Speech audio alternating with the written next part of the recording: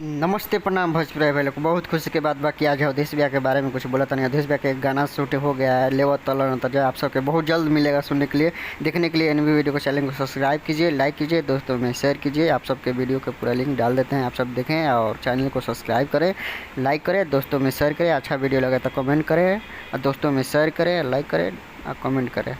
और बिना सुने खातिर चैनल को सब्सक्राइब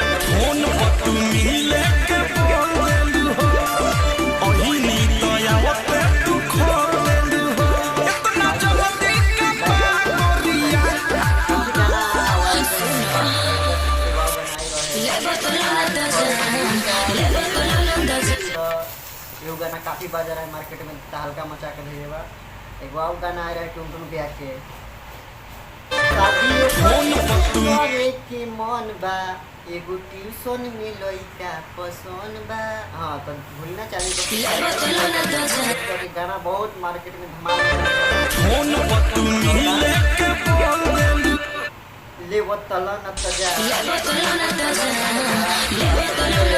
लिंक में डाल दे थोड़ा बहुत वीडियो, आप सबको पता चलना सही में गाना आ रहा बात। आप सब भूलना एनवी वीडियो जो भी देखा था देखे से पहले चैनल को सब्सक्राइब कर ली, लाइक कर ली। ले वो तलन तजा देखे खातिर चैनल को सब्सक्राइब कर ली, लाइक कर ली, दोस्तों में शेयर करें। काफ़ी मार्केट में हल्का मचावे वाला गाना आ रहा बात। आप सब भूलना चैनल को सब्सक्राइब कर ली और लाइक कर ली और दोस्तों में शेयर करें कि आप सबके ये भी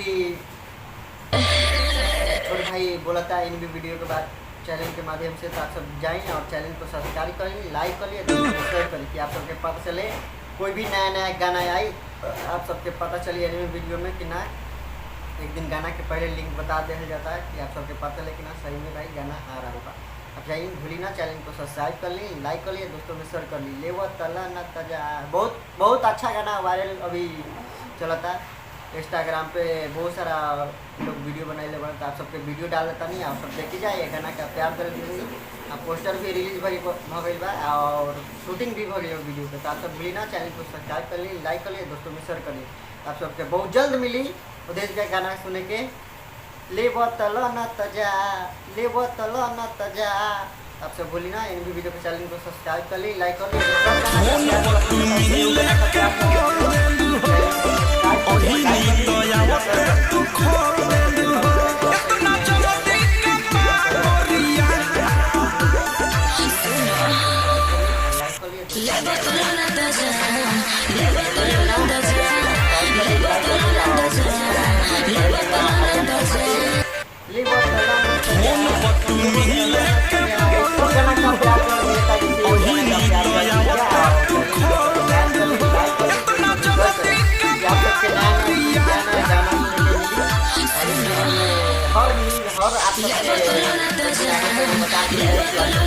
ये गाना रिलीज होता वो गाना रिलीज होता तो सुनने के मिली एन वीडियो में। तो भूली ना चैनल को सब्सक्राइब कर ली, लाइक कर ली। ये हम लोग वीडियो बनाने में मजा आए। काफ़ी बनावल कोनो फ्लॉप नहीं किया, काफ़ी गाना वायरल हिट म्यूजिक जाते रहता है।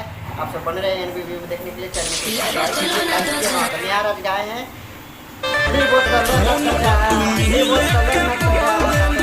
को सब्सक्राइब लाइक कर ली,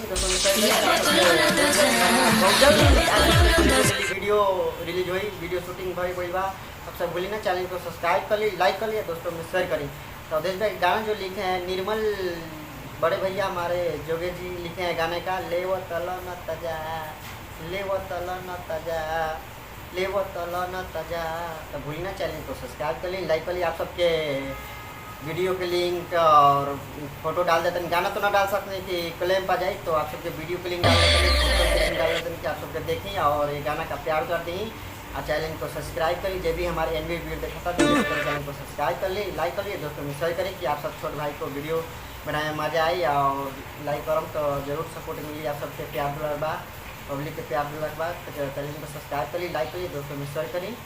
तो वहीं से अगला वीडियो फिर से आप सबके सुने के मिली एनवी वीडियो में। देखे खातिर चैनल को सब्सक्राइब कर ली, लाइक कर ली, दोस्तों में शेयर कर ली।